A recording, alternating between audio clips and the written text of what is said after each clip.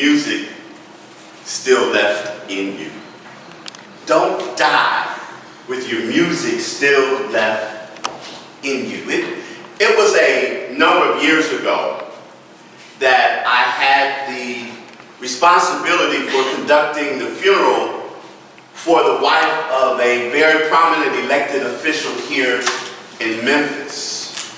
I hadn't too long, in fact it had only been 2 weeks that I had arrived at the place where I was serving at the time, and she made her transition.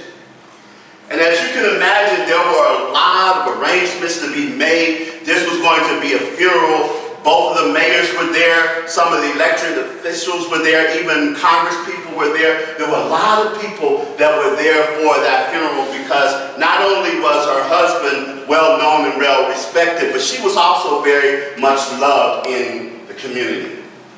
And as I was getting things together and working with all of the logistics and everything, I realized that I needed to make sure that I had an opportunity to find out a little bit more about her. And so as I went to the house of the family and we sat down and we started to reminisce and talk about her and about her life, they shared some things with me and it became evident to me how it was that I was going to shape her eulogy. And you have to recognize or realize is that when I approached eulogies, I never made the eulogy about the person. I would take maybe something about their life, an aspect about their life that would give people a sense of hope, people a sense of motivation or inspiration or something in that way, but it was not me to make that person a saint or anything like that. I've heard people say before that sometimes they would go to funerals and they would hear the eulogy and they would wonder who in the heck that person was talking about.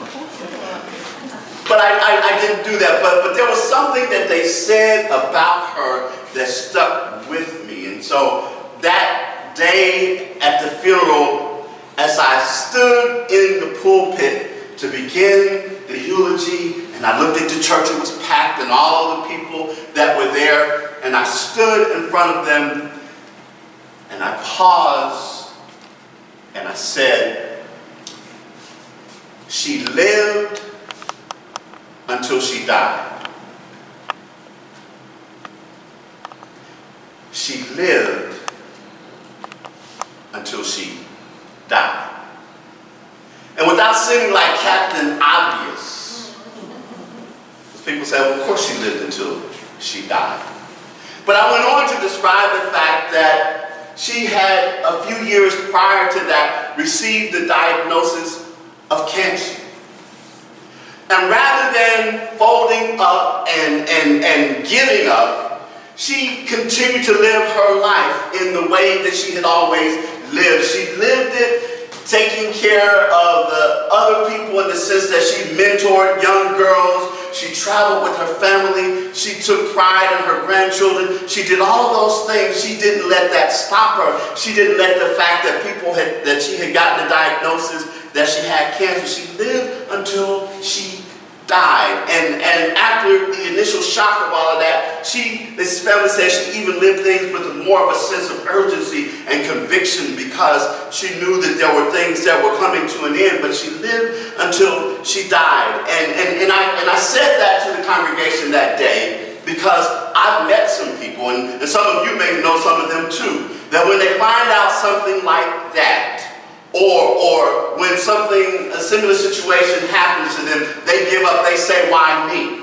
They start to blame themselves, and they start to blame others, and they give up, and they start to just feel a sense of hopelessness. And it doesn't take a medical diagnosis for this to happen, because there are other people that we know that things happen to them, and they give up. It can be a dream that they feel was denied, a failure, a failed relationship, a failed romance, a failed career, a failed situation, an addiction, a disappointment after disappointment, something that causes someone to just give up, to just stop trying. You've met people like that. That might even be your story. That might be you. I've been there.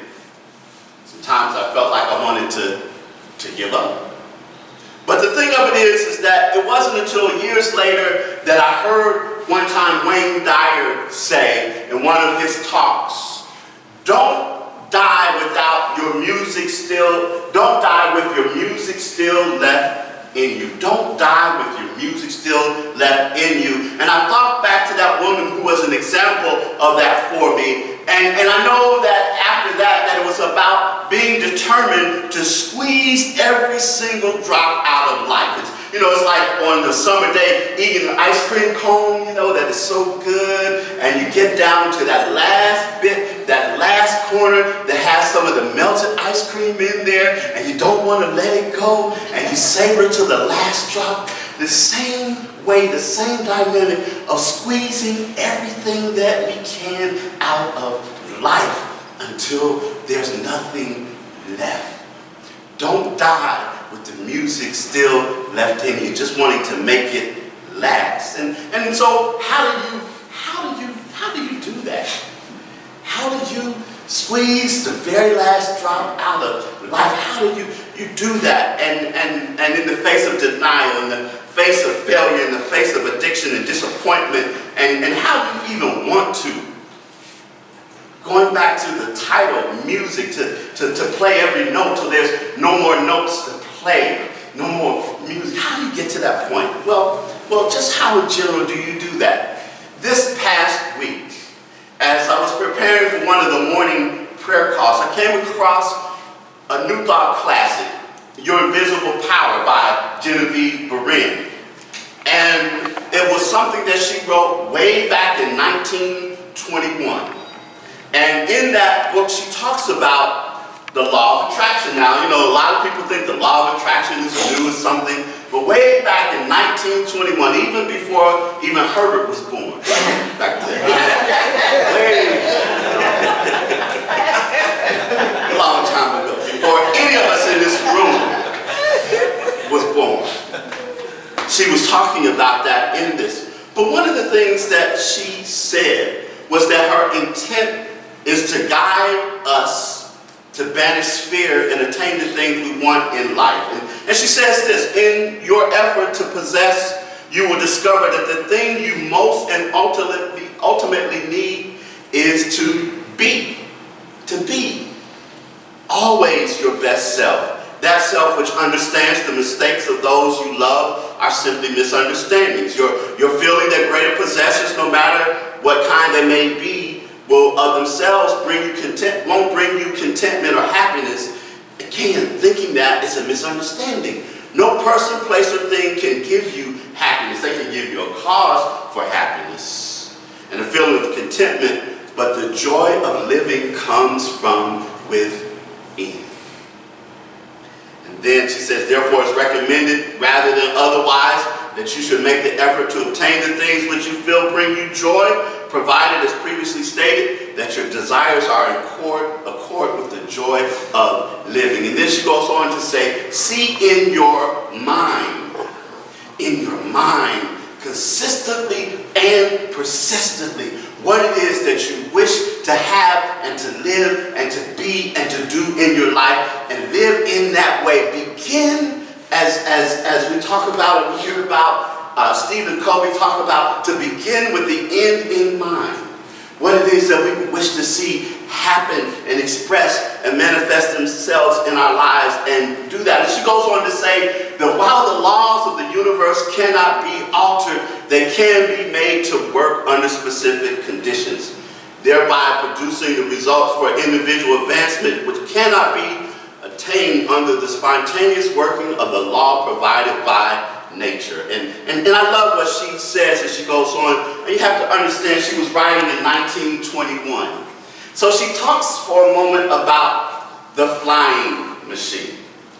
And we all know what the flying machine is today. But back in 1921, the flying machine was still relatively new. But the thing that she talked about, and we say this all the time, and those of you who read this week's newsletter, one of the things that I talked about in the newsletter, one of the principles that we come from is the understanding that it's already done in the mind of God, meaning that all that we need for the living of life and the doing of life is already present. And she talks about that in terms of the flying machine. And she says that the laws of nature and the material to make the flying machine work and to come into expression and to being were already there. There was no flying machine in the year one, but the materials were there. The laws of nature were there. It simply took someone discovering those things. And she talks about how it first began with the idea of the understanding that hydrogen was lighter than air, and that became ultimately the hot air balloon, and it went from there to the dirigible. And after that, it came to the idea of that being able to transport people and to do things, and then ultimately that as one man tried to make a machine fly through the air without being attached to a bag with gas in it, the Wright brothers came along. And as they worked with the idea again, we're not altering the laws of nature, but we're working in conjunction with it and all of that. They began to understand things, and they said that after the Wright brothers, time after time, their machine would crash. One brother would say to the other brother, "That's all right, brother, because I see this machine ultimately flying through the air easily and effortlessly." And as disappointment after disappointment came, ultimately, they were there. And they continued to see not the disappointment, not the crash, not the mistakes, but to see the future as it is that they wanted to, which was that flying machine that made it through the air. Not altering the laws of nature, not circumventing the laws of nature, but working along with the understanding that there was something greater and deeper at work. And as we know now today, because any of us can get on an airplane and fly anywhere in the world that we want to in a short amount of time, because of the understanding that all that we need is already available to us in the universe. And it's a matter of not inventing it, but discovering it. It's about being open. It's about being available. It's about allowing ourselves to understand that we live in this magnificent, powerful, dynamic, resourceful universe that is full of all of the things that we need. And as we look at life, it's about visualizing what it is that we wish to see happen, what it is that we wish to see unfold. There are many of us who, as I mentioned earlier, sometimes maybe have had things that will cause us to want to give up, that will cause us to want to turn back, that will cause us to not do the things it is that we want to do. But if we understand who we are, just how powerful and dynamic and creative and resourceful that we are, we have the things available to us. We have the things that are there for us right here and right now in this moment. And it's about grabbing hold of it. It's about getting a hold of it. It's about playing till the last note can be played. It's about not letting dying with the music left in us, but living life the best way that we can. About loving people to our fullest extent. Even this morning as we had the centering moment talking about forgiving other people. The prospect of forgiveness, or the aspect of forgiveness, is ultimately when we talk about forgiveness, we're not doing it for the other person. We're not doing it for the other person.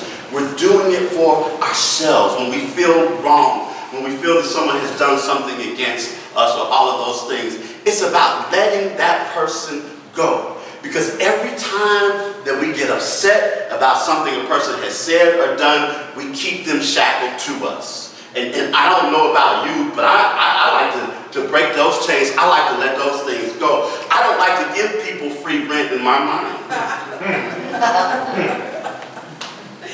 If you're going to be in my mind all the time, you need to start paying. But we get so caught up, and I have seen people so consumed. I remember years ago in my ministry, when, at the beginning of ministry, you think you could do everything.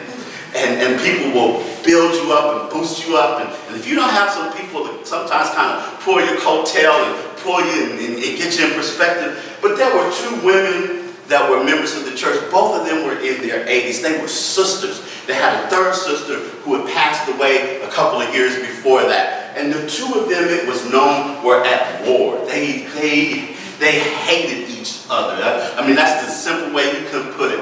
Both of them were elderly. Both of them had difficulty getting around, and I still believe that a lot of that was because of the hate and resentment they held toward one another. And here was the thing. One of the relatives said, well, you know, the two of them can't get along, and we thought that maybe you could sit down with the two of them at dinner, and you could mediate, and you could talk to the two of them, and you could get them to give up whatever this is that is between the two of them. And so, like a fool, I agree, because I'm this new pastor at the church. In my early 20s, I can do anything. Yes, I can. And so we were going to have the dinner at one of the sisters' houses. And you know, I knew the lady because one of them came to church and the other one didn't. The one that came to church, I knew her as, you know, kind of, you know, she had a salty mouth and everything, and she would remind you she had a pistol in her purse.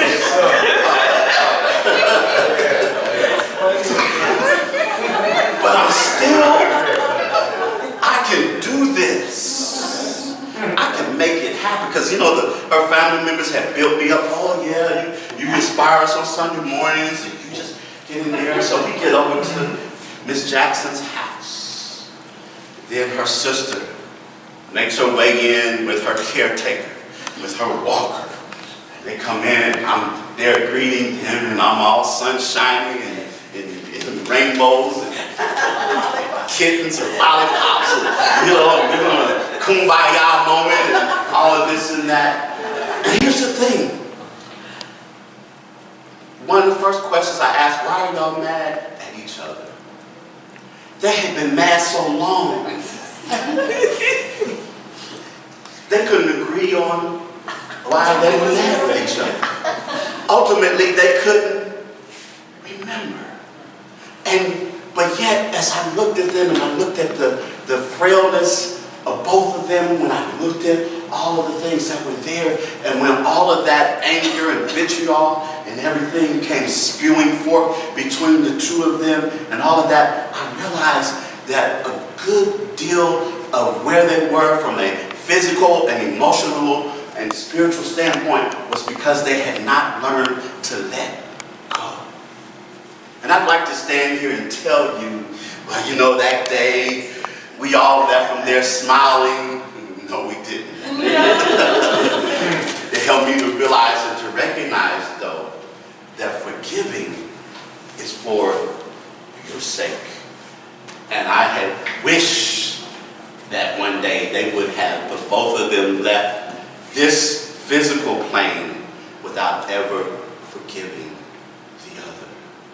And what happens is we can hold on to things so tightly and have things against so many people that it affects us. Forgiveness is not about the other person, it's about you. And when we begin moving through this life, we have to forgive. We have to set our vision, to visualize. You heard me talk about Genevieve Berin in the beginning, how she talked about seeing with our mind's eye before it ever becomes manifest in physical form. Seeing it before us here. You hear me talk about our internal eye an awful lot. With our internal eye, we see it.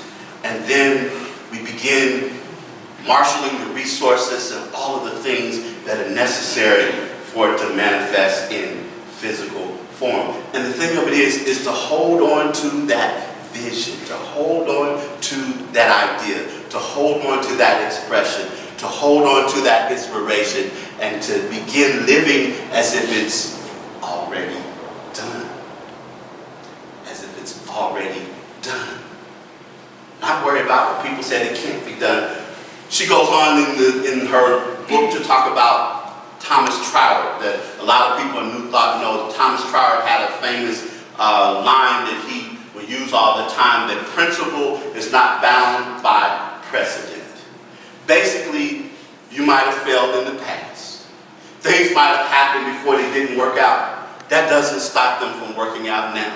That doesn't stop them from succeeding now. What may have happened yesterday doesn't have a reflection upon today, only unless you let it, only unless you allow it, only unless you say, well, I tried this before, it didn't work, or if you let those other people, because you know there's a whole lot of them out there that will remind you, you tried this before. That's what you said the last time. That's what you said you were going to be. But when you set your direction, when you set your mind, when you set your determination and your conviction and say that this is what I'm going to do, this is the life that I'm going to live. See, I don't know about you, but I have made the decision that I'm going to live life till I squeeze every last drop out of it, till the last, if you will, the metaphor of music again, till the last note in my life is played. I'm going to live with it. I like what I think it is that Irma Bombeck said, that when this life is over, she's going to go sliding in with her drink in her hand into her grave and say, woo, what a ride.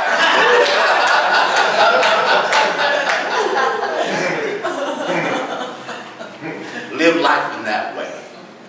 Don't die with your music still left in you. And so it is. Ladies and gentlemen, please give a warm round of applause to Khari Wynn.